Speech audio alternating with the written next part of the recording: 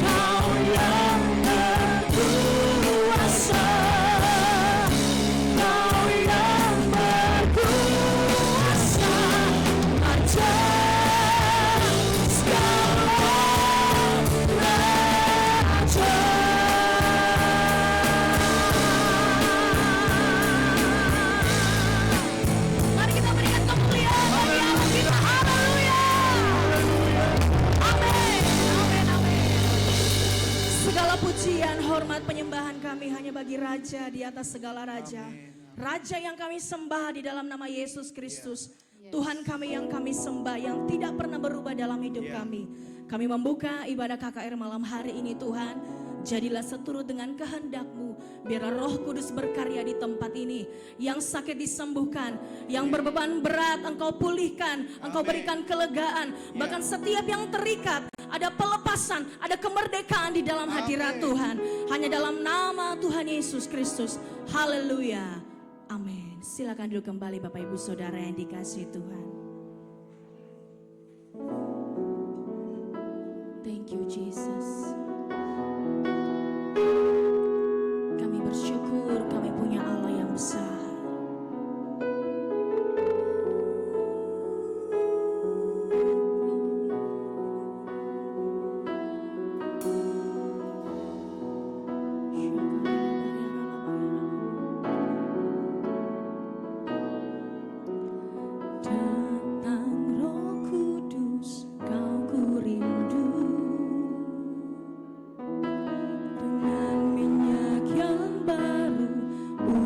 urapiku, mengalir penuhiku, mengalir pulihkanku, kuasa-Mu bebaskan hidupku.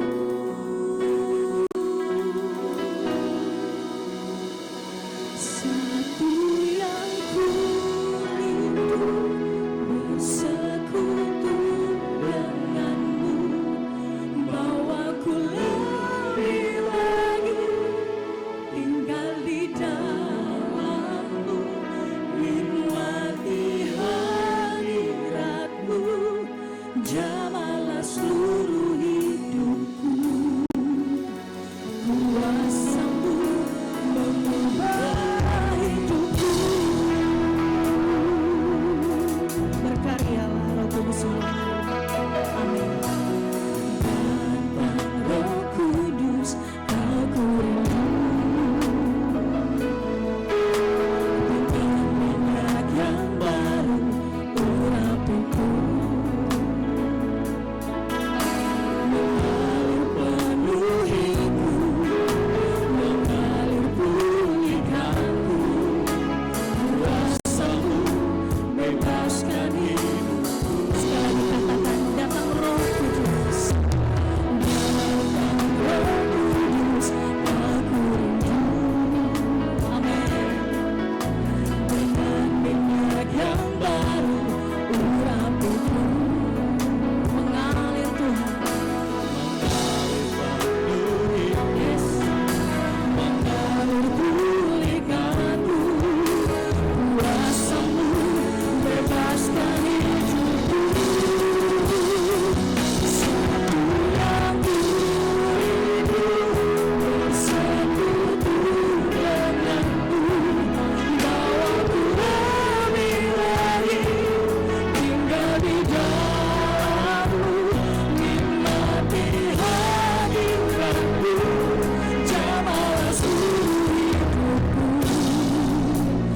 kuasa-Mu mengubah hidupku. Satu yang ku rindu, ini kerinduan kami sembah-Mu, bahwa kami lebih lagi untuk menikmati Engkau malam hari. Nikmati hadiratmu, jamalah seluruh hidupku, kuasa-Mu mengubah hidupku. Dengan segala kerinduan, biarlah Roh Kudus datang. Roh Kudus, aku rindu, dengan minyak yang baru urapiku, mengalir. Amin. Mengalir pulihkanku, kuasa-Mu bebaskan hidupku. Satu yang ku rindu, bersekutu denganmu, bawaku lebih lagi tinggal di dalammu, nikmati hadiratmu, jamalah seluruh hidupku, kuasa-Mu mengubah hidupku. Satu yang ku rindu, bersekutu denganmu, bawaku lebih lagi tinggal di dalammu, nikmati hadiratmu, jamalah seluruh hidupku, kuasa-Mu mengubah hidupku. Mari Bapak Ibu Saudara saja katakan pujian. Satu yang ku rindu, bersekutu. Ini kerinduan kami ya Bapa. Ya Yesus.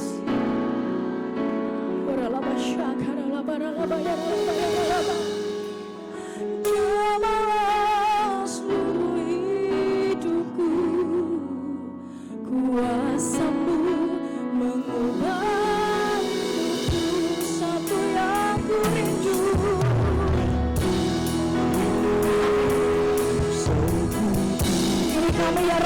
Yesus. Bekerja bagi kami pribadi, lepas pribadi malam hari ini.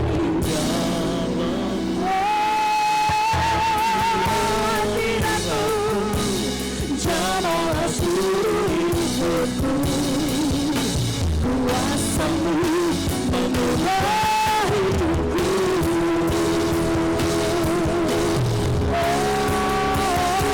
Satu yang rindu bersatu denganmu, bawaku lebih lagi tinggal di dalam-Mu, nikmati hadirat-Mu.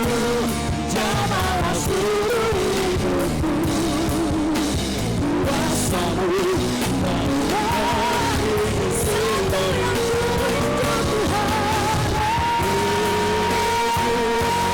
satu denganmu, bawaku lebih lagi. Ini kerinduan kami, nikmati hadirat-Mu. Jamalah seluruh hidupku, kuasa-Mu. Satu yang kurindu, satu yang kurindu, bersatu denganmu. Jamalah lebih lagi tinggal di dalam-Mu, nikmati hadirat-Mu. Jamalah seluruh hidupku, kuasa-Mu mengubah hidupku, kuasa-Mu mengubah hidupku, kuasa-Mu mengubah hidupku.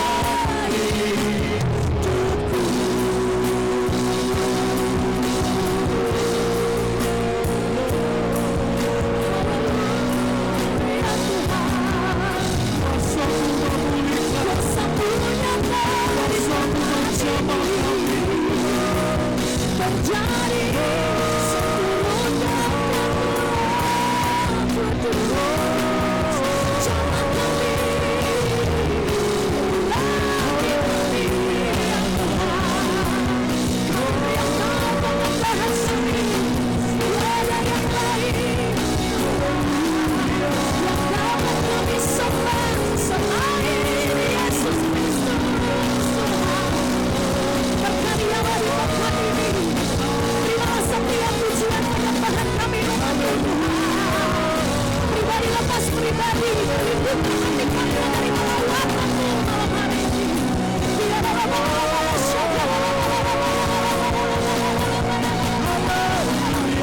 saatnya Roh Kudus terjadi di tempat ini, terjadi bagi kami.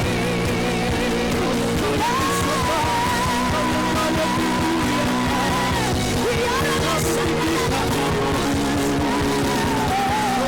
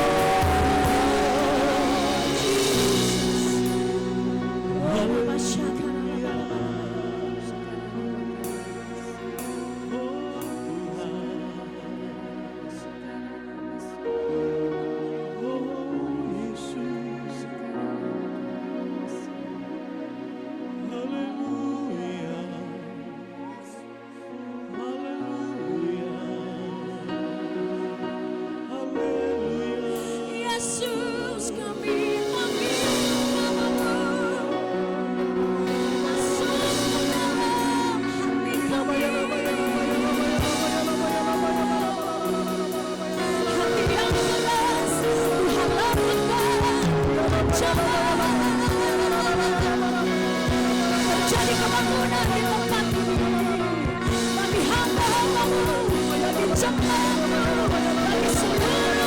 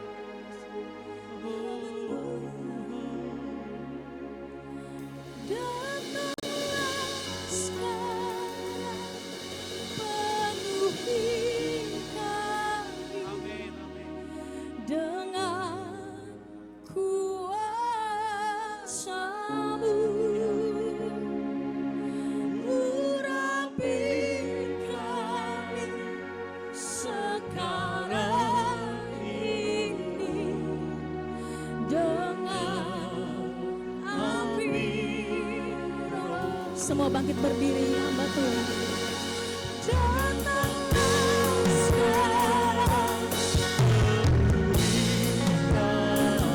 Tidak ada yang terlewati Tuhan. Semuanya dibawa oleh Tuhan.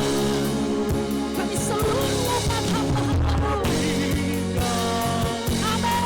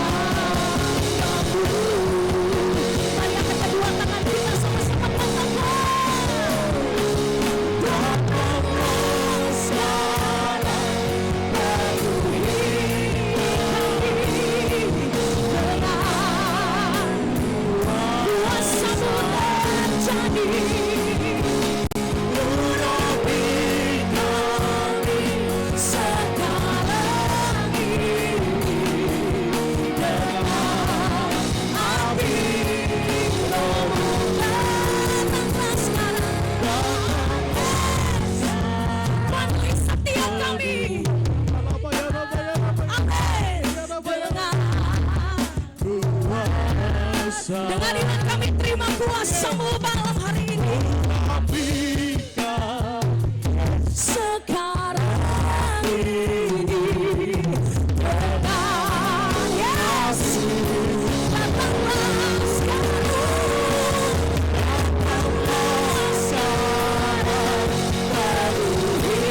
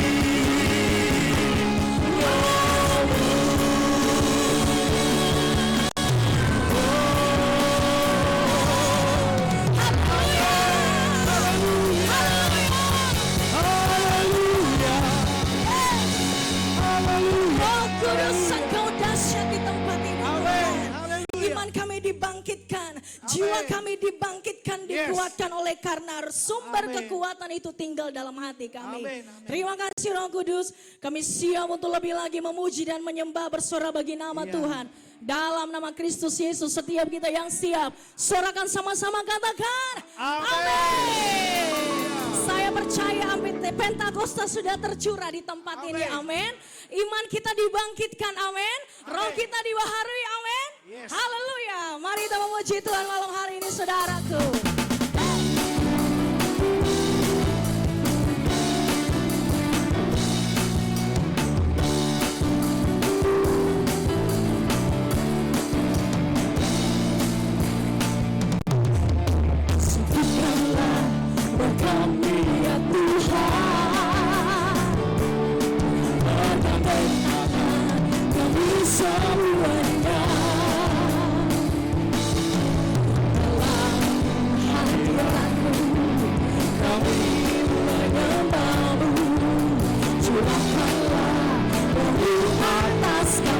Satukanlah Bapa ya Tuhan, satukanlah roh kami ya Tuhan, bergandengan tangan kami semuanya.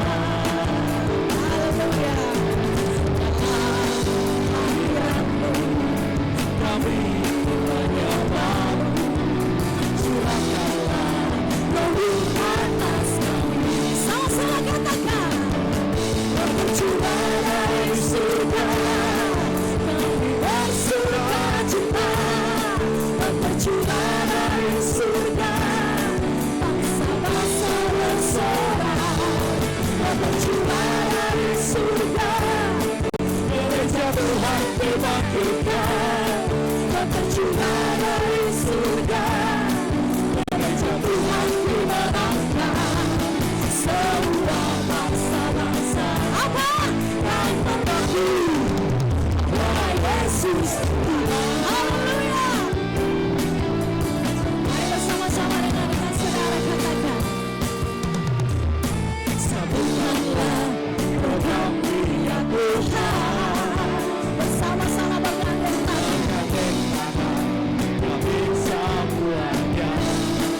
Biar kau hadirat-Mu dalam hadirat-Mu kami menyembah-Mu, curahkanlah atas kami. Bersama-sama katakan, roh tercurah dari surga, kami bersuka cita.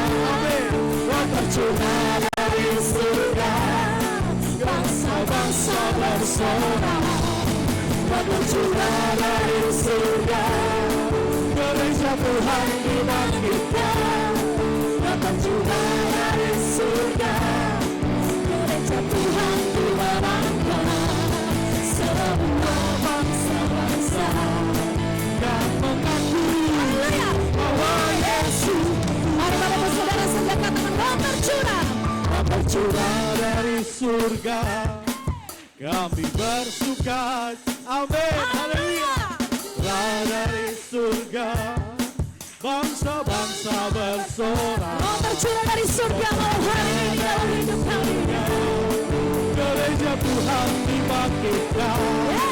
Roh tercurah dari surga, gereja Tuhan dimenangkan.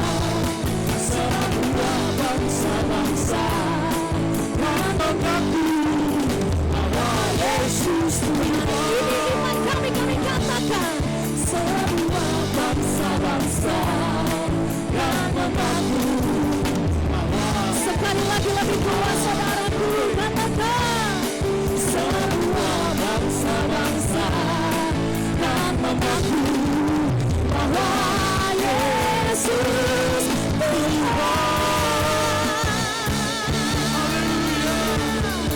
Haleluya. Saya percaya kita masih bisa beri lebih lagi sukacita kita bagi Tuhan malam hari ini. Amin. Haleluya.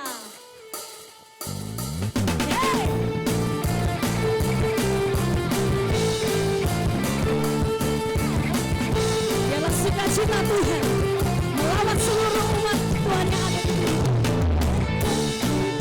Bercurah di tempat ini, urapannya ajaib memulihkan umatnya. Amin. Roh Kudus bercurah bagi gerejanya, membangkitkan umat pilihannya. Sama-sama Bapak Ibu Saudara katakan hari ini. Hari inilah harinya Tuhan. Amin. Saat pembebasan tiba, belenggu dosa dipatahkan. Mari bersolat pagi Dia. Lagu baru tercurah penuhi umatnya dengan sukacita. Berikan baru tercurah penuhi umatnya dengan kuasanya. Haleluya.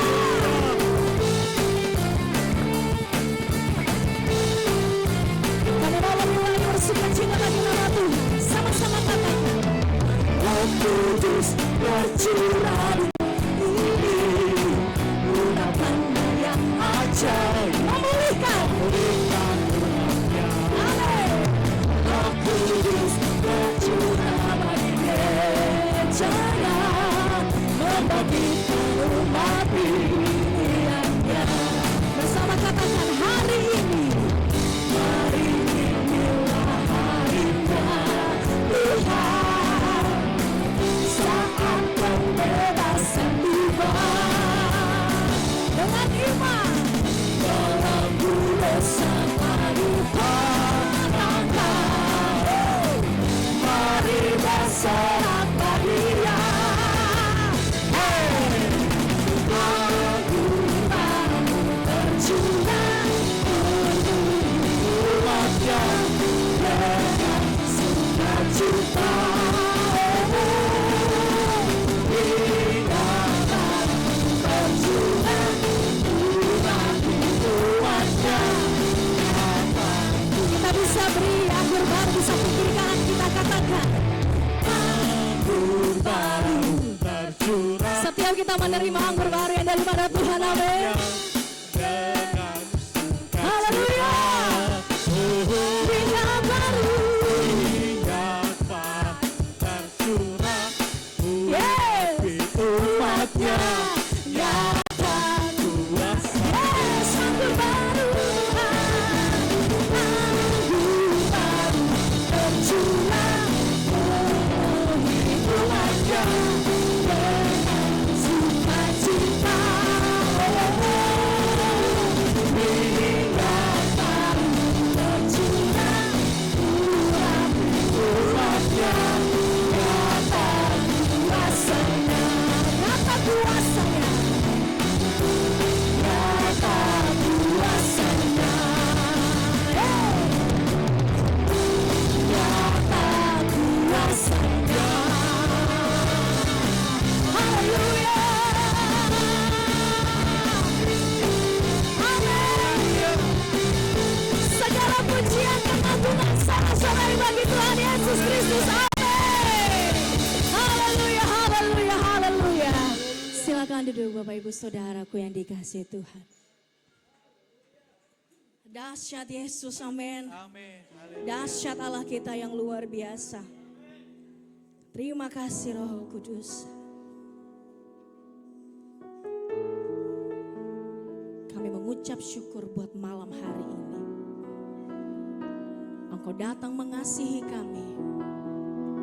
Dan biar lewat pujian penyembahan kami mau berkata kami juga mengasihi Tuhan. Haleluya. Thank you Lord.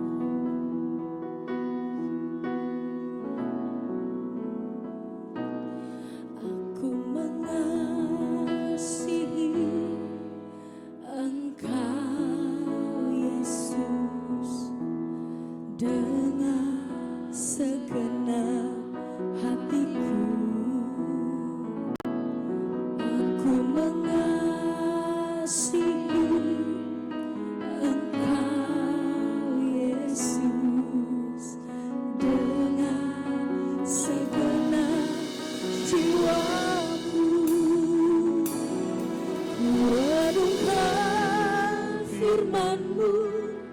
Siang dan malam ku pegang perintah-Mu dan ku lakukan.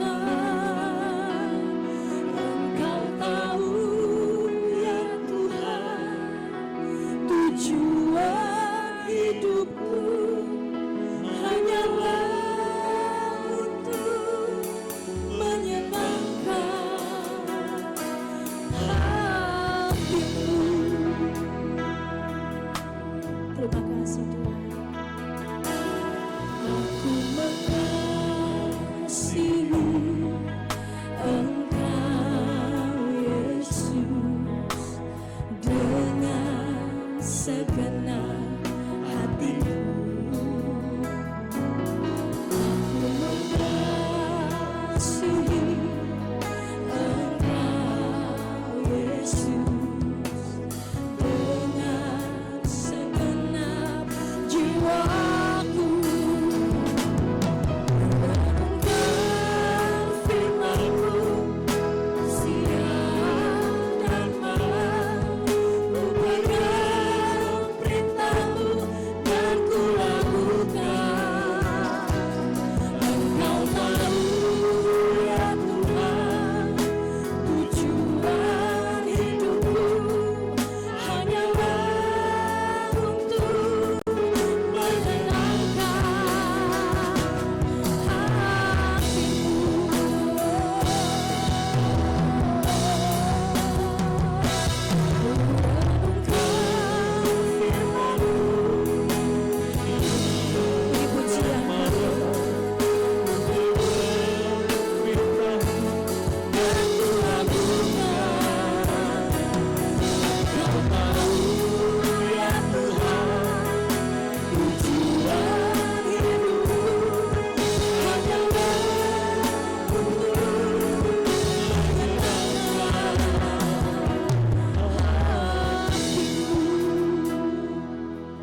Mari lebih sungguh-sungguh kita bawa pujian ini, katakan.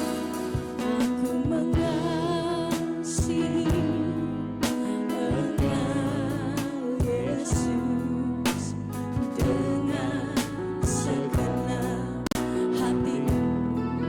Amin. Aku mengasihi Engkau Yesus dengan segenap jiwaku. Renungkan firman-Mu siang dan malam, ku pegang perintah-Mu dan ku lakukan. Engkau tahu ya Tuhan, tujuan hidupku hanyalah untuk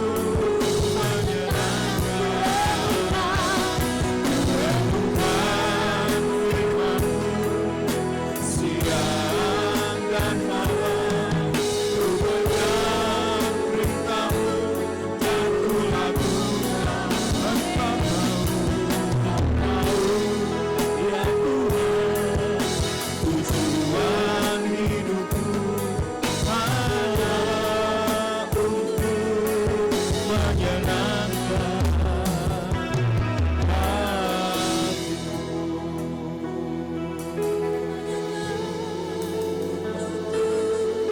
menyenangkan hatimu.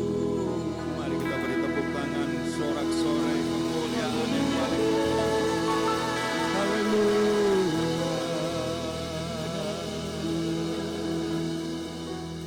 Tuhan, Kau mengerti kerinduan setiap kami malam hari ini. Kami merindukan kebenaran firman-Mu dinyatakan. Ya Tuhan, lawatlah, jamahlah kami dengan kebenaran-Mu.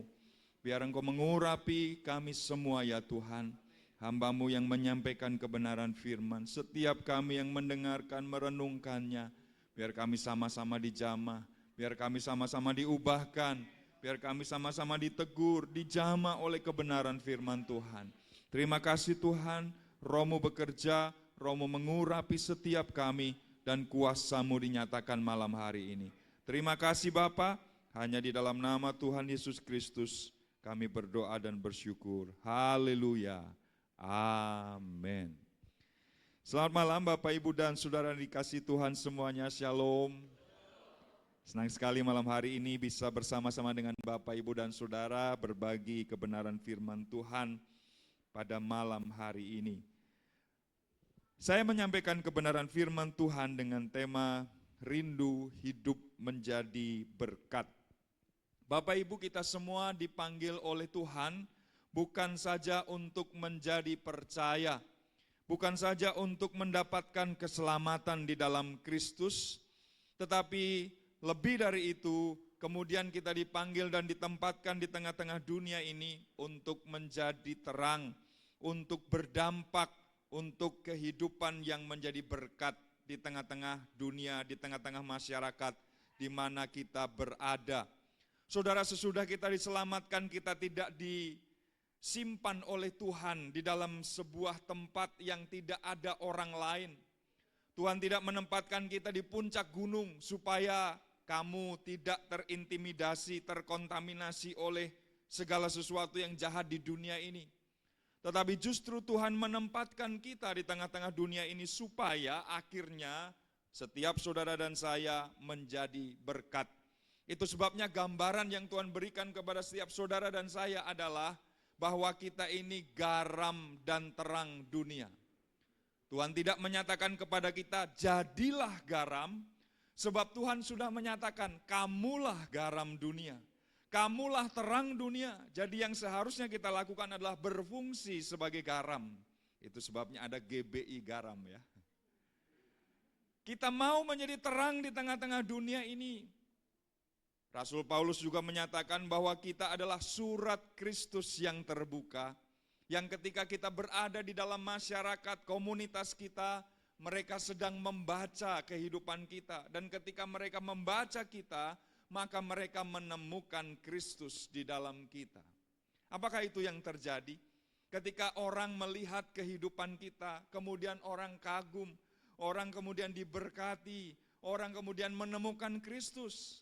Atau sebaliknya, ketika kita hadir di tengah-tengah mereka, mereka kemudian, males, ada orang itu, gak asik, ada orang itu, mari kita mundur teratur, mari kita pergi satu-satu, karena kalau dia datang, semuanya jadi kacau, semuanya jadi rusak, dia hanya ingin mengambil, dia hanya ingin memanfaatkan, tidak ada sesuatu pun yang bisa dia berikan dari kehidupannya. Saudara, kita dipanggil untuk menjadi berkat, kita dipanggil untuk menjadi surat Kristus yang terbuka. Dan malam hari ini saya mengajak saudara untuk belajar dari sebuah surat yang ditulis oleh Rasul Paulus, dan surat ini adalah surat terpendek yang ditulisnya, yaitu surat Filemon. Ini surat yang ringkas, surat yang ketika kita baca di dalam Perjanjian Baru hanya terdiri dari satu pasal saja. Tetapi meskipun pendek, penuh dengan pelajaran yang sangat penting. Injil bukan saja berkuasa untuk menyelamatkan orang yang berdosa. Injil bukan saja berkuasa untuk membawa setiap orang mengenal Kristus dan kemudian mendapatkan hidup kekal di dalam kerajaannya. Tetapi Injil juga adalah hal yang sanggup untuk mengubahkan kehidupan. Dia mengoperasi kehidupan. Dia membawa seseorang pada kedewasaan, dia membawa seseorang kepada kehidupan yang baru, sehingga menjadi berkat bagi orang lain. Saudara, dari kitab Filemon kita belajar ada relasi, hubungan yang dipulihkan. Ada karakter yang dibentuk, karakter yang diubahkan, supaya kemudian ketika ditempatkan di tengah-tengah dunia ini, bisa memberkati orang lain. Saya percaya kita rindu supaya ketika di mana kita berada, dalam komunitas kita, di tempat kita bekerja, di tempat kita ada bersama-sama dengan orang lain dalam komunitas itu, mereka semua mendapatkan manfaat, mereka semua mendapatkan impact, mereka semua terdampak oleh karena Kristus bekerja di dalam kehidupan kita. Bapak Ibu, bagaimana kehidupan yang menjadi berkat itu dapat terwujud? Bagaimana kehidupan yang menjadi berkat itu bisa kita terapkan di dalam kehidupan kita sehari-hari? Mari kita belajar bersama-sama beberapa prinsip penting dari kitab Filemon ini, sehingga kehidupan kita adalah kehidupan yang tidak sama lagi, tetapi kehidupan yang berguna, kehidupan yang bermanfaat, kehidupan yang berdampak baik bagi orang lain. Saya mengajak kita untuk belajar dari 3 nama yang ada di dalam kitab Filemon ini. Pertama, saya ingin mengajak saudara untuk berkenalan dengan seorang yang bernama Onesimus. Onesimus disebut oleh Rasul Paulus di dalam suratnya ini, dan dari Onesimus ini kita mendapatkan sebuah hal, bahwa langkah pertobatan adalah tindakan awal, dasar utama dari seseorang kemudian untuk menjadi berkat bagi orang lain. Hidup yang jadi berkat itu dimulai dengan langkah ini, bertobat, berubah, menjadi orang yang pada akhirnya meninggalkan masa lalunya, menjadi manusia baru di dalam Kristus. Dan langkah pertobatan itu adalah langkah awal untuk membuat orang lain diberkati. Karena ada sesuatu yang berbeda, ada perubahan ke arah yang lebih baik. Dan itulah yang dinantikan oleh dunia ini. Bukan saja oleh dunia ini menjadi teladan, tetapi juga dinantikan oleh Tuhan langkah pertobatan sejati, supaya kita bisa dipakai oleh Tuhan dimanapun kita ditempatkan. Bapak Ibu, arti nama Onesimus itu sendiri sebenarnya adalah berguna. Kadang-kadang memang ada orang yang nama dan kelakuannya itu tidak sama. Onesimus artinya berguna, tetapi rupanya ironisnya kehidupan Onesimus ini tidak berguna. Karena dia menjadi seorang budak yang berbuat jahat, kelakuannya buruk, mungkin dia mencuri harta milik Filemon atau mengambil apapun sehingga dia akhirnya masuk penjara. Saudara, pernah saya melayani di sebuah penjara di kota Bandung. Dan saudara tahu bahwa nama-nama yang ada di situ adalah nama-nama yang Kristen banget, Alkitab sekali. Namanya Markus, namanya Lukas, namanya Yohanes, ada Matius juga. Kurang Injil-Injil apalagi itu saudara. Tapi ada di dalam penjara, kasusnya macam-macam, kasusnya aneh-aneh. Itulah orang yang namanya dengan kelakuannya berbeda. Saudara, nama saya memang Joko, tapi saya juga udah tidak perjaka lagi saudara. Karena menurut orang Jawa Joko itu perjaka, tapi anak saya sudah 2 saudara. Tapi tetap saja dipanggil Joko, jadi namanya tidak sesuai dengan faktanya, dengan kenyataannya. Saudara, Onesimus adalah seorang yang seharusnya berguna, tetapi dia menjadi budak, menjadi dulos, yang pada mulanya ketika ada di rumah Filemon tuannya tidak berguna.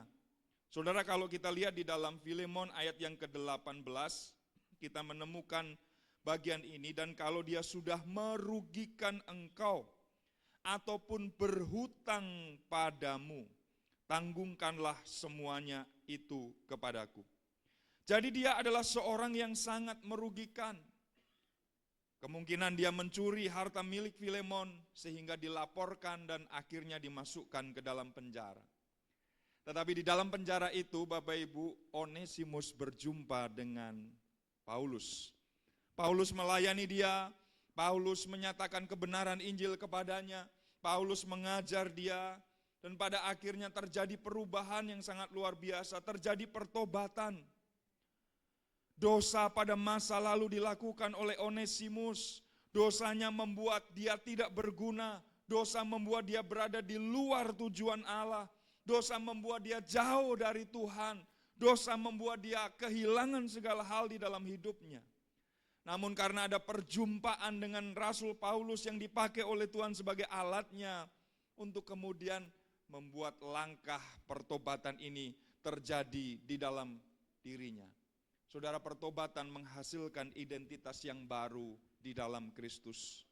Dan pertobatan sejati mengubah kehidupan kita sama sekali. Saudara, pertobatan sejati adalah sesuatu yang bukan hanya pada langkah penyesalan semata-mata.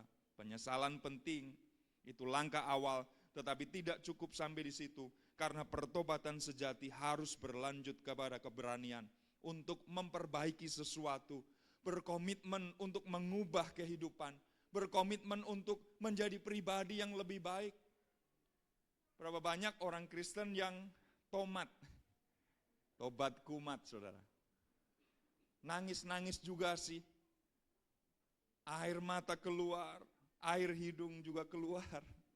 Ketika altar call didoakan, dia selalu, hancur hati, menyesal, saudara. Tetapi yang terjadi hanya sampai pada langkah penyesalan. Selesai KKR, selesai ibadah, dia kembali ke kubangannya. Dia kembali kepada dosa lamanya. Kenapa? Karena hanya pada langkah penyesalan saja. Saudara, maling ketangkep, digebukin, juga menyesal. Kenapa kamu nangis? Nyesel, Pak. Kenapa kamu nyesel? Karena ketangkep. Saudara, kalau nggak ketangkep nggak akan menyesal.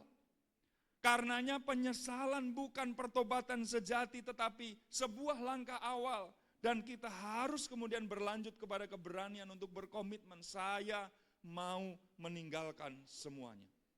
Saudara, pertobatan itu berarti bukan saja berhenti dari melakukan apa yang salah. Kalau arah sana adalah Allah yang keliru, saudara, pertobatan itu bukan hanya stop, bukan hanya berhenti. Tetapi ada langkah lain, yaitu berbalik menuju jalan yang benar, menuju kebenaran sejati. Itu sebabnya ada langkah berhenti, tetapi juga ada langkah lanjut kemudian untuk memperbaiki sesuatu. Kalau saudara lihat ada contoh yang sangat luar biasa dari seorang pemungut cukai, namanya adalah Zakeus. Zakeus dihampiri oleh Tuhan Yesus Kristus. Malam itu Kristus menginap di rumahnya, bermalam di rumahnya, dan terjadi pertobatan yang sejati.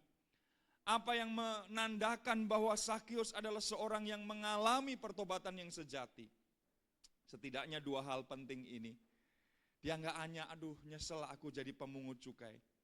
Tapi yang dia kerjakan adalah, Tuhan, ini yang aku mau kerjakan, ini yang aku mau lakukan. Aku akan memberikan setengah dari hartaku, 50% dari hartaku untuk menjadi hak milik orang-orang miskin yang membutuhkan. Dan langkah yang kedua yang dia kerjakan, sekiranya ada orang yang selama ini aku rugikan, sudah aku rampas haknya, sudah aku peras, maka yang aku lakukan adalah mengembalikan kepada orang itu 4 kali lipat. Saudara, pertobatan yang dilakukan oleh Zakeus bukan hanya menangis di depan Kristus dan berkata, aku sudah bertobat, aku menyesal. Tetapi ada langkah nyata yang dikerjakannya, yaitu mengembalikan apa yang bukan menjadi haknya. Memberikan apa yang menjadi kebutuhan orang lain. Dan itulah tanda pertobatan yang sejati. Karenanya mengutip J.I. Packer yang mengatakan bahwa pertobatan bukan hanya penyesalan atas dosa. Tetapi pertobatan sejati adalah sebuah keputusan untuk meninggalkan dosa itu. Jauh-jauh dari dosa itu, jangan dekat-dekat lagi, apalagi kemudian melakukannya kembali. Tetapi akhirnya kita hidup di dalam ketaatan kepada Kristus. Saudara, kita semua punya masa lalu. Setiap kita punya latar belakang yang berbeda-beda. Mungkin saudara mengatakan bahwa di antara orang yang hadir di sini, sayalah orang yang paling jahat. Sayalah orang yang paling brengsek. Sayalah orang yang paling hidup tidak berkenan di hadapan Tuhan. Rasanya tidak mungkin saya bisa dipakai oleh Tuhan. Saudara, mungkin keadaan kita sama dengan apa yang terjadi dalam hidup Zakeus, dalam hidup Onesimus. Orang-orang yang tidak berguna sama sekali sebelumnya karena hidup di dalam dosa. Tetapi ketika langkah pertobatan terjadi, ketika langkah pertobatan diambil, mereka diubahkan oleh Tuhan. Mereka dipakai oleh Tuhan, mereka menjadi berkat, mereka menjadi alat Tuhan untuk kemudian berguna, bermanfaat bagi orang lain. Apapun latar belakang kita, Tuhan menerima saudara dan saya dengan kasih-Nya yang kekal. Dia menghapus setiap dosa dan pelanggaran kita, Dia mengampuni kita dan menerima kita. Sekarang kita dibenarkan di hadapan Tuhan. Karena itu jangan berhenti pada penyesalan saja. Tapi mari kita berkata, Tuhan, pakailah aku Aku mau bertobat. Aku mau berhenti dari dosa yang lama. Aku tidak sembunyikan itu. Aku tidak kerjakan dan ulangi lagi. Aku akan tinggalkan itu semua. Dan sekarang aku mau hidup seturut dengan kehendak-Mu, seturut dengan rencanamu. Hidup jadi berkat dimulai dari langkah pertobatan di hadapan Tuhan. Kalau hari-hari ini saudara menyimpan dosa, saudara berkata tidak ada orang yang tahu bahwa sesungguhnya aku adalah orang Kristen, tapi hanya KTP-nya saja. Aku hanya orang Kristen, tetapi masih ada dosa yang aku nikmati. Masih ada sesuatu yang aku kerjakan terus. Gak ada orang yang tahu. Malam hari ini firman Tuhan menyapa setiap kita. Dan mari kita berkata, ya Tuhan, terima kasih karena Engkau mengingatkan. Terima kasih karena Engkau menegur. Terima kasih karena Engkau mengembalikan aku kepada jalan yang seharusnya aku lalui.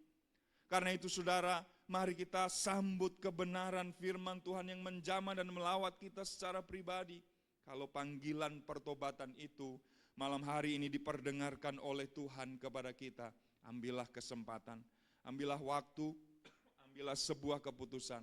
Saya mau bertobat malam hari ini, karena hanya dengan jalan itu Tuhan akan pakai kita untuk menjadi berkat bagi orang lain. Amin. Yang kedua, saya belajar dari nama Filemon. Pertama dari Onesimus kita belajar tentang langkah pertobatan.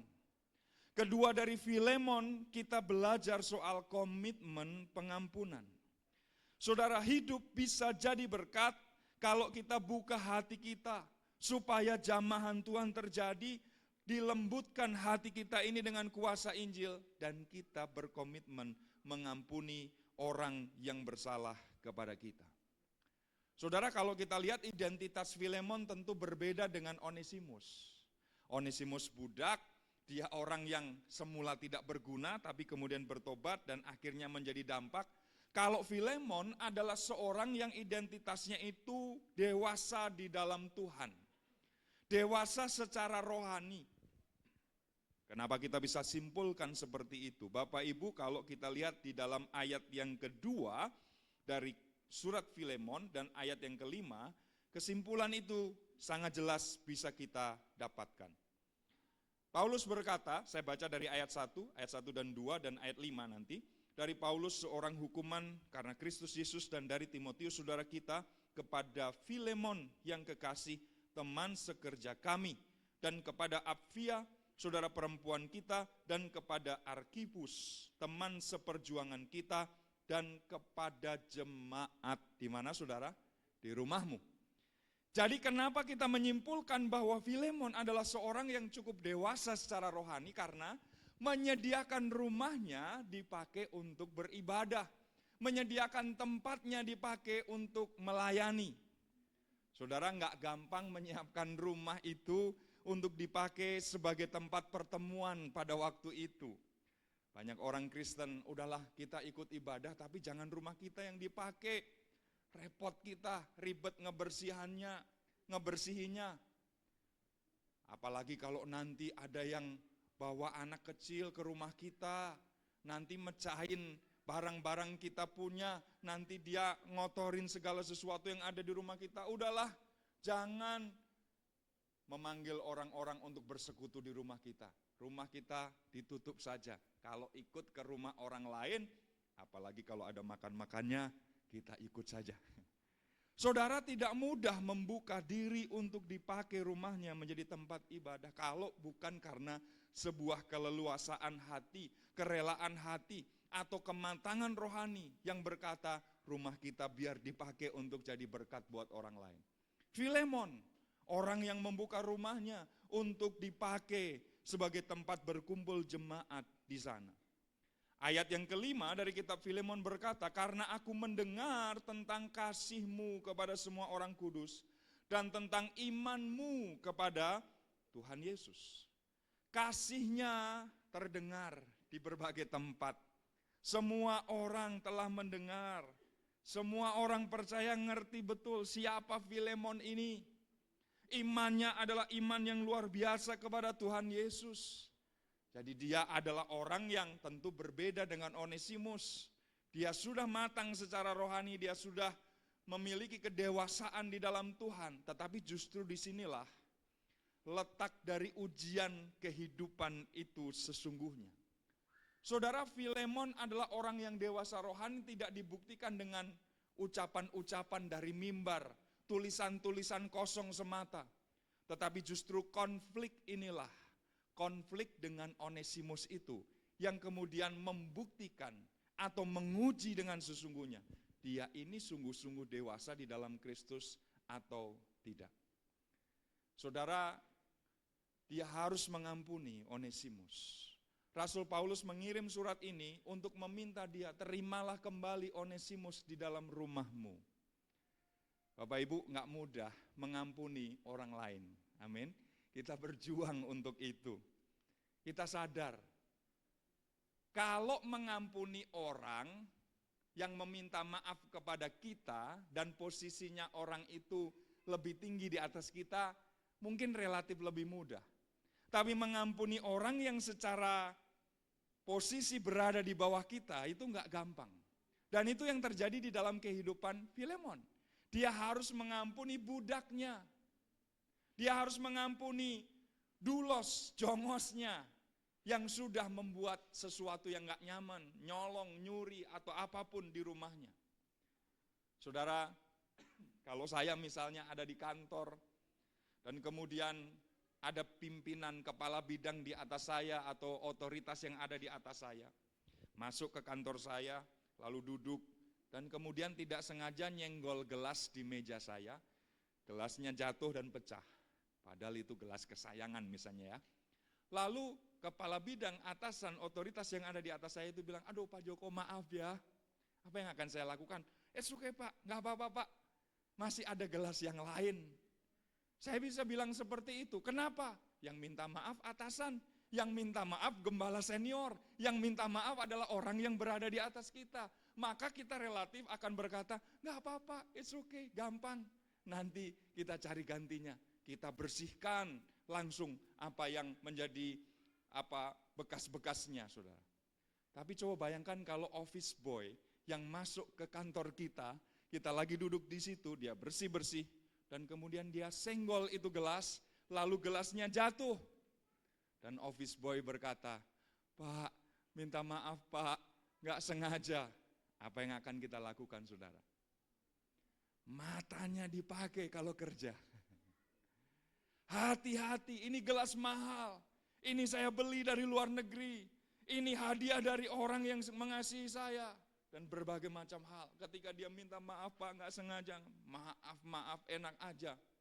Saudara, itulah yang terjadi di dalam kehidupan Filemon. Dia menghadapi sebuah kenyataan bahwa dia diminta untuk menerima kembali budak. Pada zaman itu saudara, budak itu tidak punya hak, adanya kewajiban. Kalau budak dibunuh sekalipun, gak ada hukum yang mempersalahkan tuannya. Sudah dibeli budaknya, sudah dibayar lunas. Itu sebabnya kalau apapun dikerjakan, maka gak ada yang mempersalahkan itu. Tapi Paulus meminta, terimalah dia, ampunilah dia. Dia sudah menjadi orang berbeda. Onesimus yang lama sudah berubah, sekarang sudah menjadi Onesimus baru. Terimalah dia di dalam rumahmu. Saudara, tantangan bagi Filemon sekarang adalah mengampuni orang yang merugikan dia, orang yang mungkin melukai dia pada masa yang lalu. Dan itu adalah Onesimus budaknya. Saudara, bagaimana jika hal ini terjadi di dalam kehidupan kita? Apa yang kita lakukan ketika kita dihadapkan kepada kasus yang serupa? Apa respon kita ketika kita harus mengambil sebuah keputusan untuk mengampuni? Saudara, enggak mudah. Kita harus berkata jujur, melepaskan pengampunan adalah sebuah perjuangan tersendiri. Mungkin kita berkata, contohnya jangan Yesus lah. Contohnya jangan ada yang ada di dalam Alkitab. Ya mereka pasti bisa mengampuni. Contohnya jangan Stefanus lah, kan tokoh Alkitab itu. Jadi susah sekali bagi saya. Saudara, saya percaya kalau Tuhan memberikan teladan, memberikan contoh di dalam Alkitab, maka saya percaya kita pun juga pasti bisa menerapkannya. Saya suka dengan Alkitab karena Alkitab itu kitab yang jujur, kitab yang enggak ditutup-tutupi, kitab yang enggak dipoles-poles. Kalau jelek ya dibilang jelek, kalau buruk ya dibilang buruk, kalau dia bisa mengampuni, ya dicatat seperti apa adanya. Karena apa? Mereka adalah manusia-manusia biasa sama seperti saudara dan saya. Karena itu kalau apa yang dicatat di dalam Alkitab bisa melakukan, bisa mengerjakan, kita pun juga bisa melakukannya. Kadang-kadang persoalannya bukan karena bisa atau tidak, tetapi mau atau tidak. Mau mengambil keputusan untuk mengampuni atau tidak. Filemon diminta mengampuni secara sukarela, bukan terpaksa. Dan saudara, orang yang mengampuni sama sekali bukan orang yang kalah, bukan orang yang lemah, bukan orang yang nanti akan diinjak-injak, tetapi orang yang mengampuni adalah orang yang menang oleh karena kasih Kristus. Saudara, mari kita melihat apa yang baik dalam kehidupan seseorang sehingga kita diberi kekuatan untuk mengampuni. Kalau saudara melihat bagian yang putih dan hitam,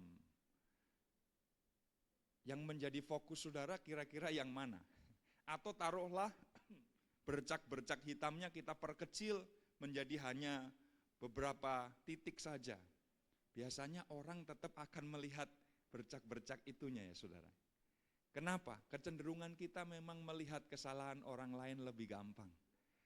Melihat apa yang menjadi cacat orang lain lebih mudah. Padahal kebaikannya, hal-hal yang positif, hal-hal yang luar biasa, lebih besar, lebih banyak dari itu. Tapi fokus kita kenapa kepada kesalahan, pelanggaran, itulah sebabnya kadang-kadang kita sulit untuk mengampuni. Fokus kita pada kesalahannya, pada hal yang mengecewakan kita. Padahal ketika kita telisik lebih jauh, kebaikan-kebaikannya sudah kita terima pada masa lalu. Banyak hal positif yang dia bisa kerjakan dan kemudian menginspirasi kita. Tapi karena nila setitik rusak susu sebelanga, saudara. Saudara yang dikasihi Tuhan, ada seorang penulis namanya Lewis Smedes. Dia berkata, mengampuni adalah membebaskan seorang tahanan. Dan ketahuilah bahwa kita menemukan ternyata tahanan itu adalah diri Anda sendiri. Saudara, ketika kita mengampuni, sebenarnya kita sedang memberikan hadiah bukan kepada orang yang kita ampuni, tapi kepada diri kita sendiri. Karena dengan pengampunan kita dibebaskan dari dendam, dengan pengampunan kita dibebaskan dari sakit hati, menyimpan sesuatu yang buruk yang akan meracuni kehidupan kita. Dan ternyata mengampuni adalah membebaskan seorang tahanan. Tapi tahanannya bukan orang yang kita ampuni, kita. Kita yang bebas, kita yang dimerdekakan. Saudara, kalau hari-hari ini ada persoalan relasi, hubungan satu dengan yang lain, dengan siapapun, mungkin dengan orang yang dekat dengan kita. Karena memang paling sulit itu mengampuni orang yang dekat dengan kita. Dalam hal ini suami, istri, anak-anak, orang tua kita, atau orang-orang yang ada di dalam komunitas kita. Mari kita mengingat prinsip ini. Lepaskan pengampunan, berikan pengampunan, karena kita mendapatkan kebebasan dari hal-hal yang buruk di dalam hati kita. Kekotoran-kekotoran yang akan membuat sumbat di dalam kehidupan rohani kita, sehingga kita nggak maju-maju di dalam Tuhan. Saudara, ampuni, lupakan, alami kebebasan di dalam Dia. Saudara, pengampunan ketika bekerja sangat indah yang akan terjadi. Amin. Ketika saya kuliah di Jogja, waktu itu saya menjadi salah seorang yang terlibat di dalam buletin kampus. Lalu kami merancangkan apa yang akan kami tulis. Tahun itu tahun 97. Lalu kami punya ide sesudah rapat redaksi. Ada sebuah peristiwa yang terjadi tahun 96 akhir pada waktu itu di Tasikmalaya. Yaitu kerusuhan di kota itu dan ada 11 gereja yang dirusak oleh massa. Salah satu gereja di kota itu adalah gereja milik seorang alumni atau yang dilayani oleh seorang alumni dari kampus kami di Jogja, kakak tingkat saya. Nama pendeta itu adalah Pendeta Cornelius. Dia melayani di Gereja Gerakan Pentakosta, GGP. Kami menulis surat, pada waktu itu belum model WA, SMS, belum ada Bapak Ibu. Kami mengirim surat dan kemudian dia membalas suratnya untuk apa? Menuliskan kesaksian tentang apa yang terjadi pada akhir tahun 96 itu. Jadi ceritanya dia menulis 4-5 lembar surat kesaksian itu dan dia berkata, gereja saya adalah gereja yang salah satunya paling parah terdampak kerusuhan itu. Jadi gereja kemudian dipisahkan oleh parit dan di sini jalan raya Bapak Ibu. Ada jembatan di situ. Jadi ketika ada gerakan massa merangsek masuk atau mau mendekati gerejanya, Pendeta Cornelius ini kemudian nyebur ke parit lalu bersembunyi di bawah kolong jembatan itu. Dan dia menyaksikan bagaimana gerejanya dilempari batu, kemudian disiram dengan minyak, dibakar, semua yang ada di gereja itu termasuk pastori di sebelahnya ludes. Dia hanya punya baju dan celana yang melekat di badan itu. Dan saudara tahu bahwa provokator dari peristiwa itu adalah seorang wanita dengan busana tertentu. Saudara tahu yang saya maksud. Long story short, singkatnya, kemudian perempuan yang menjadi provokator ini tertangkap dan diadili di Pengadilan Negeri Tasikmalaya. Saudara, Pak Cornelius ini dalam kesaksiannya menyatakan dia dipanggil untuk menjadi saksi dan tentu saja saksi yang memberatkan. Dia diberi kesempatan oleh majelis hakim untuk menyatakan kesaksiannya. Dalam kesempatan itu dia menulis, saya menyampaikan kesaksian saya. Yesus Kristus, junjungan kami, guru agung kami, mengajarkan kepada kami untuk mengampuni orang yang bersalah kepada kami. Karena itu majelis hakim yang terhormat, dalam kesempatan ini izinkanlah saya untuk menyampaikan sebuah permohonan. Sekiranya mungkin, kalau bisa, bebaskanlah saudari kami ini dari segala jenis tuntutan. Kami sudah mengampuni dia sebagaimana yang diteladankan oleh Yesus Kristus. Tetapi kalau itu tidak mungkin dilakukan, tolong tuntut dia seringan mungkin dalam hukumannya. Bapak Ibu, akhirnya perempuan ini tetap di penjara. Ketika dia masuk, Pak Cornelius bercerita, tatapan sorot matanya tajam, penuh dengan dendam, penuh dengan kebencian. Tapi waktu Pak Cornelius menyatakan pengampunan itu, wajahnya mulai berubah. Bahkan kemudian dia menjadi histeris. Dia nggak menyangka bahwa orang yang seharusnya memberatkan hukumannya malah meminta supaya pengampunan diberikan, kebebasan diberikan. Sudah tahu Pak Cornelius dan tim pelayanan besuk di gerejanya. Ketika tahu bahwa perempuan itu masuk penjara, setiap minggu dikunjungi, setiap minggu datang, dibawakan makanan, dibawakan kebutuhan-kebutuhan. Dan apa yang terjadi? Beberapa waktu kemudian, karena tindakan kasih dan pengampunan itu, perempuan yang membenci kekristenan, membakar gereja itu, menyerahkan dirinya, bertobat, percaya kepada Kristus. Segala kemuliaan bagi Tuhan. Saudara, pengampunan mengubah segala hal. Pengampunan mengerjakan sesuatu yang sangat luar biasa. Kalau hari-hari ini, di dalam diri kita mungkin tersimpan dendam, gak mungkin, saya gak akan mengampuni dia. Bahkan orang-orang tertentu sudah mengatakan, ku bawa mati, sampai mati, jangan harap aku mengampuni. Saudara, malam hari ini Tuhan menjamah dan melawat setiap kita. Gak ada keuntungan apapun yang akan kita bawa ketika dendam, ketika sakit hati masih melekat di dalam kehidupan kita. Bereskan malam hari ini, karena kita tahu ketika pengampunan itu kita berikan, maka kemudian damai sejahtera Tuhan terjadi. Yang ketiga, kita belajar dari Onesimus, kita belajar dari Filemon, dan tentu saja kita belajar dari Rasul Paulus. Dari Paulus kita belajar tentang pelayanan pendamaian. Hidup kita bisa jadi berkat, hidup kita bisa berdampak, hidup kita bisa bermanfaat bagi orang lain. Diwujudkan dengan apa? Menjembatani hubungan yang rusak. Mendamaikan hubungan yang retak. Dan itu dikerjakan oleh Rasul Paulus. Saudara, kita lihat di dalam kitab Filemon bahwa dia tidak memihak. Saudara, bukan karena Filemon orang kaya, lalu dia berkata kepada Filemon, I stand by you, aku berada di pihakmu, tenang aja, udahlah, gak usah diampuni. Itu si Onesimus kampret itu. Dia gak ada apa-apanya, udahlah, biarin aja dia. Dia gak berdiri di pihak Filemon, tetapi dia meminta kepada Filemon supaya ampunilah dia. Atau sebaliknya, dia tidak membela Onesimus dengan berkata, ayo kita demo, ayo kita datang, siapkan spanduk, kita gulingkan Filemon itu, yang sombong itu, yang gak mau mengampuni itu. Paulus tidak berdiri di pihak Onesimus. Tapi sebagai seorang yang menjembatani sesuatu yang sedang patah, rusak, pecah itu, dia mengambil sebuah hal yang sangat luar biasa.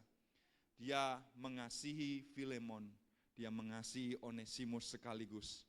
Karena kedua orang ini adalah orang-orang yang berguna di dalam Kristus. Saudara, ini adalah cerminan dari Tuhan kita Yesus Kristus yang hidupnya menanggung utang orang lain.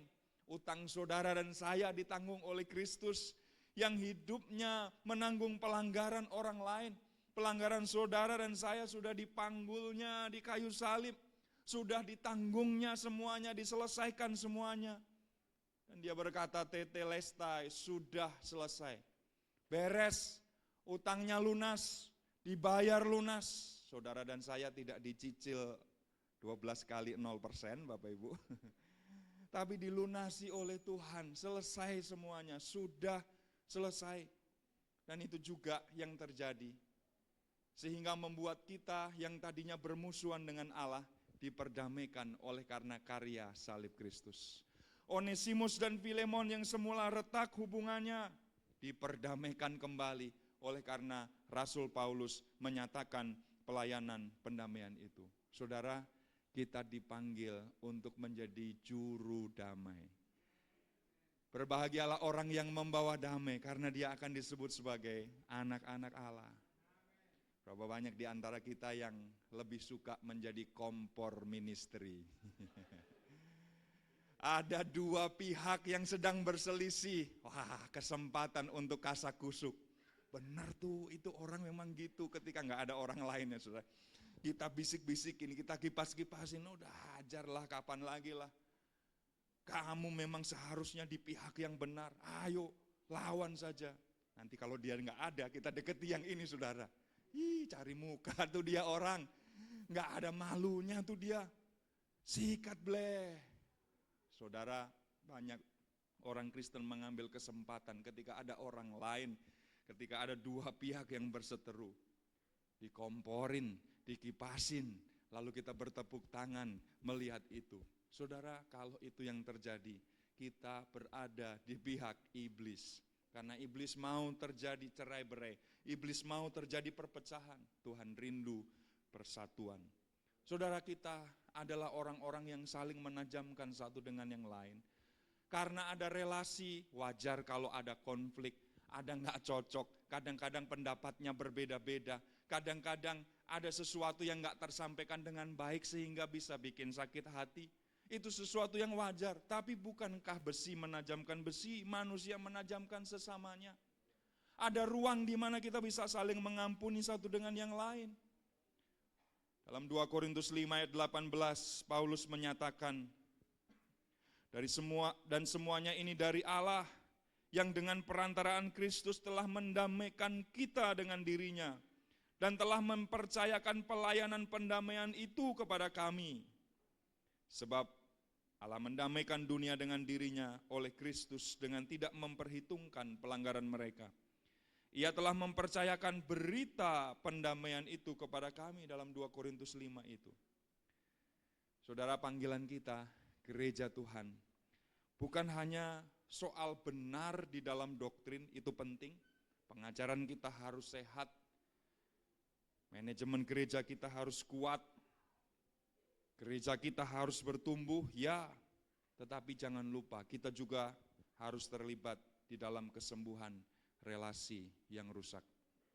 Kalau ada relasi yang rusak di rumah kita, mungkin kita adalah seorang bapak, seorang ibu, orang tua yang melihat anak sedang ada di dalam perseteruan. Mari kita bawa mereka ke dalam perdamaian. Kalau ada hubungan adik dan kakak, ada hubungan antara orang tua dan anak, hubungan jemaat dengan jemaat atau apapun itu, mari kita upayakan satu hal ini, perdamaian. Dan biarlah perdamaian itu menjadi bagian yang kita kerjakan di tengah-tengah dunia ini. Dengan itu kita bisa menjadi berkat. Saya mengundang pemain musik dan menutup dengan ini, saudara. Dalam Roma 12 ayat yang ke-18, Rasul Paulus berkata, sedapat-dapatnya kalau hal itu bergantung padamu, hiduplah dalam damai dengan semua orang. Malam hari ini, mari kita bersama-sama meresponi kebenaran firman Tuhan. Dan biarlah firman Tuhan mengajarkan kepada setiap kita. Bukan saja kita simpan, kita dengar, menjadi mutiara yang sangat berharga dalam hidup kita. Tapi kita lakukan, kita kerjakan di dalam kehidupan kita. Mari kita bangkit berdiri bersama-sama.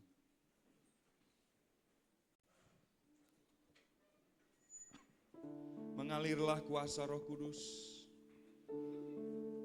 Mengalirlah, pulihkanku. Dan mari kita buka hati kita masing-masing, menerima kuasa Roh Kudus yang akan dinyatakan bagi kita sekali lagi. Sehingga kita dimampukan untuk mengampuni, untuk menjadi pendamai, dan untuk melakukan sebuah langkah awal yang penting, langkah pertobatan. Mari kita buka hati kita masing-masing dan nyatakan, haleluya. Mengalirlah kuasa Roh Kudus, mengalirlah di tempat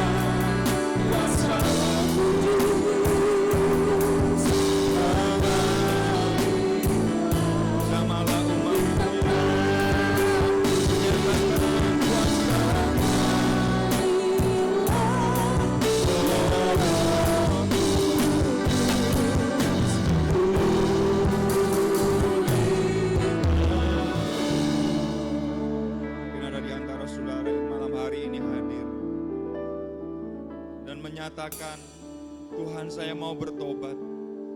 Selama ini saya sembunyikan dosa. Selama ini saya dalam diam, tidak ada seorang pun yang tahu, memelihara hal-hal yang tidak berkenan di hadapan-Mu, merugikan orang lain. Tapi malam hari ini aku mendengar apa yang Kau nyatakan melalui kehidupan Onesimus. Berhenti dari pelanggaran, bertobat, kembali kepada jalan yang benar, mengenal Engkau lebih lagi. Malam hari ini aku juga mau mengambil sebuah keputusan, pertobatan. Aku mau tinggalkan segala sesuatu yang tidak berkenan. Aku mau tinggalkan itu semua, dan aku mau berlari kepada tujuan ilahi di dalam Kristus, melupakan apa yang ada di belakangku. Atau mungkin ada di antara saudara yang malam hari ini dipenuhi dengan kepahitan, dipenuhi dengan dendam, gak pernah saudara bisa selesaikan. sudah mengganggu saudara sudah cukup lama. Ada seorang yang ketika saudara ingat mukanya, ingat namanya, ada luka yang kembali saudara rasakan karena sesuatu yang buruk yang dia kerjakan. Malam hari ini, minta kasih Kristus mengalir di dalam kehidupan kita. Minta kuasa Roh Kudus menjamah setiap kita. Dan pilihlah sebuah keputusan besar di dalam hidupmu. Mengampuni orang yang bersalah. Mengampuni, melepaskan, membebaskan.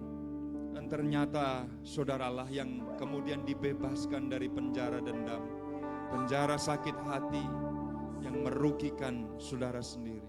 Kalau malam hari ini saudara mengambil keputusan itu, saudara bisa berkata kepada Tuhan secara pribadi, Tuhan jamahlah, Tuhan lawatlah, Tuhan alirkanlah kasih-Mu, beri aku kemampuan. Dan dengan dua hal itu kita juga rindu menjadi seperti Rasul Paulus, menjadi pelayan-pelayan pendamaian, menjadi pelayan-pelayan yang mengerukunkan, mengakrabkan satu dengan yang lain, sehingga kita bersatu. Dan bukankah kerukunan, kesatuan adalah tempat di mana Tuhan kemudian mencurahkan berkat. Kalau saudara ingin mengambil keputusan itu, saudara bisa mengangkat tangan di tempat saudara berdiri dan menyatakan kepada Tuhan, mengalirlah kuasa Roh, mengalirlah di tempat ini, mengalirlah oh Roh Kudus, pulihkanku,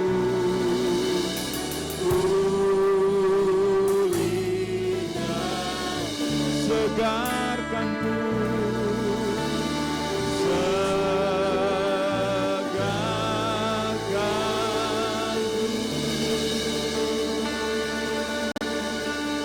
Haleluya. Jamahlah, jamahlah kami Tuhan. Jamah dan lawatlah kami ya Roh Kudus.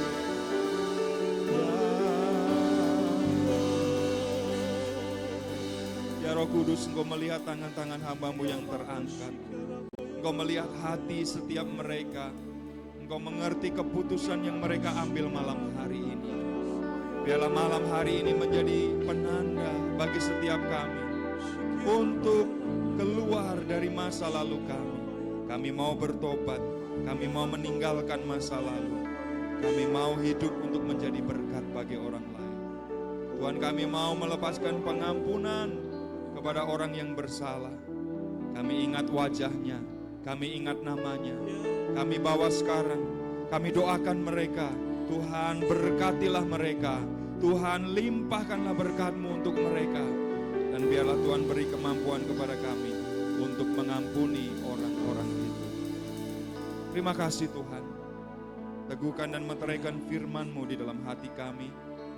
Jangan biarkan kami hanya menjadi pendengar yang baik, tapi biarlah kami menjadi pelaku-pelaku dari kebenaran firman-Mu.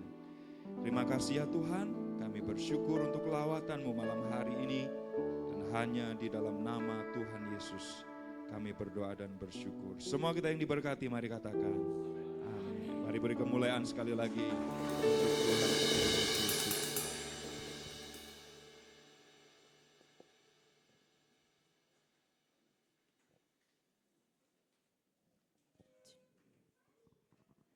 Ya, puji nama Tuhan. Saya percaya kita semua diberkati lewat kebenaran firman Tuhan malam hari ini. Amin. Biar firman Tuhan menjadi rema dalam kehidupan kita. Dan pulang dari tempat ini kita semua menjadi pelaku-pelaku kebenaran firman Tuhan. Puji nama Tuhan, saatnya kita akan membawa persembahan kita, korban syukur kita. Namun kita akan berdoa. Mari sama-sama kita satu dalam doa, kita berdoa. Bapa yang baik, kami mengucap syukur buat malam hari ini Tuhan. Untuk pujian penyembahan, untuk firman-Mu, untuk Roh Kudus-Mu yang sudah bekerja di dalam kehidupan kami malam hari ini. Kami mengucap syukur untuk semuanya yang Tuhan sudah kerjakan baik adanya. Terima kasih Tuhan, dan kami umat-Mu akan membawa persembahan kami, korban syukur kami. Tuhan yang memberkati setiap tangan-tangan yang memberi. Jika ada yang belum sempat memberi Tuhan, mari Tuhan juga memberkati. Dan apa yang kami beri Tuhan, biar boleh menjadi kemuliaan, boleh menjadi berkat yang dapat dipakai. Terima kasih banyak Tuhan Yesus, kami mempersiapkan persembahan kami, korban syukur kami. Dan kami siap untuk memberi dengan penuh sukacita, hanya di dalam nama Tuhan Yesus Kristus. Haleluya. Amin. Selamat memberi, Tuhan Yesus memberkati.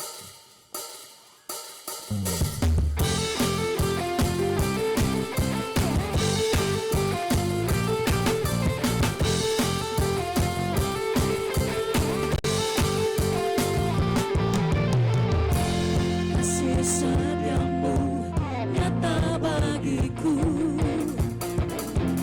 hikmat kebajikan setia bagiku. Sebab alasanku limpahkan segalanya, anugerahnya sangat besar bagiku. Sama-sama katakan, aku diberkati, aku dilimpahi, karena alasanku untuk menyediakan. Aku diberkati, aku dilimpahi, atas sempurna anugerah Tuhan bagiku. Sudah memberikan persembahan, sama-sama kita angkat pujian ini di hadapan Tuhan. Haleluya. Kasih setiamu nyata bagiku, hikmat kebajikan setia bagiku. Sebab alasanku limpahkan segalanya, dan anugerahnya sangat besar bagiku. Amin. Aku diberkati, aku dilimpahi, karena alasanku untuk menyediakan. Aku diberkati, aku dilimpahi, atas sempurna anugerah Tuhan bagiku. Aku diberkati, aku diberkati, aku dilimpahi, karena alasanku untuk menyediakan.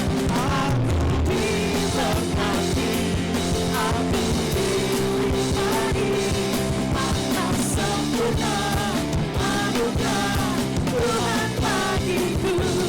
Atas sempurna anugerah Tuhan bagiku. Atas sempurna anugerah Tuhan bagiku. Haleluya. Tuhan Yesus memberkati setiap persembahan yang sudah saudara berikan malam hari. Puji nama Tuhan. Kita sudah sampai di penghujung ibadah kita Bapak Ibu Saudara. Dengan kasih Kristus, nanti yang doa tutup berkat Bapak Pendeta Dr. Holukis Setiawan MPD. Dan saya coba kita semua Bapak Ibu Saudara untuk bangkit berdiri. Kita malam hari ini Immanuel.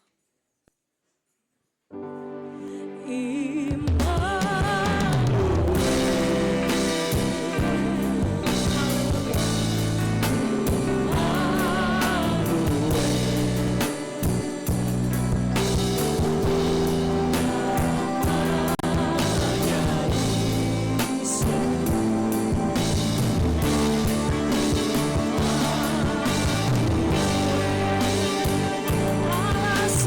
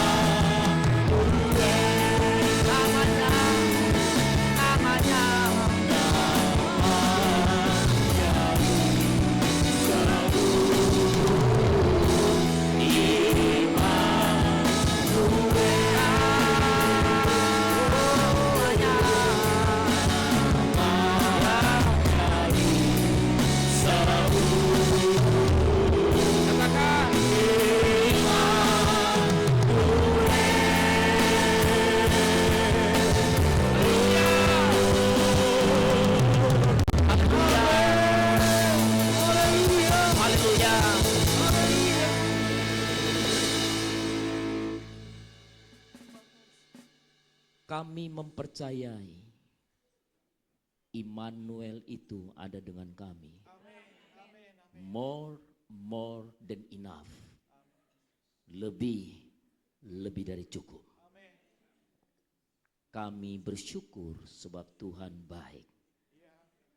Your presence is heaven to me. Kehadiranmu adalah surga buat setiap kami. Tuhan, biarlah perenungan kami, biarlah setiap firman Tuhan yang ditaburkan untuk kami malam ini, dia bertumbuh, menghasilkan buah, sehingga hidup kami berubah dan menjadi berkat, menjadi contoh, menjadi teladan bagi banyak orang. Dan nama Tuhan dimuliakan. Kasih karunia dan damai sejahtera, pertolongan, perlindungan, penyertaan dari Tuhan Yesus sempurna atas hidup saya dan saudara. Diberkati rumah tanggamu, diberkati sandang panganmu, diberkati lumbung-lumbungmu, adonan bahkan bakul periukmu diberkati Tuhan. Rumah tanggamu bahagia, diberkati, bahkan menjadi contoh dan teladan bagi banyak orang. Engkau semakin naik dan bukan turun. Engkau jadi kepala dan bukan ekor. Promosi demi promosi dari Tuhan datang, kedaulatan Tuhan datang atas engkau. Favor dari Tuhan akan mengiring saya dan saudara untuk menjalani hidup ini.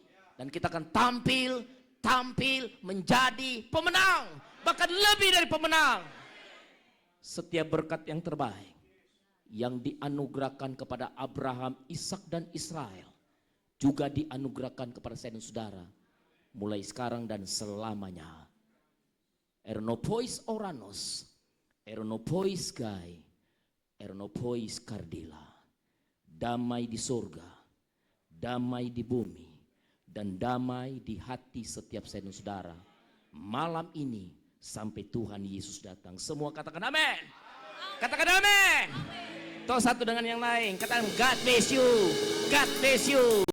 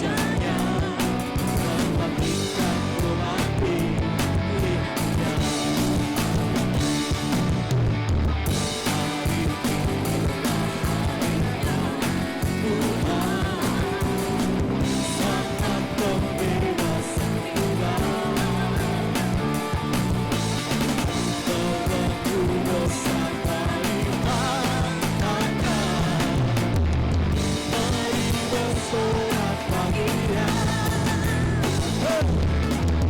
Aku tak suka menuhi firman-Nya dengan sukacita.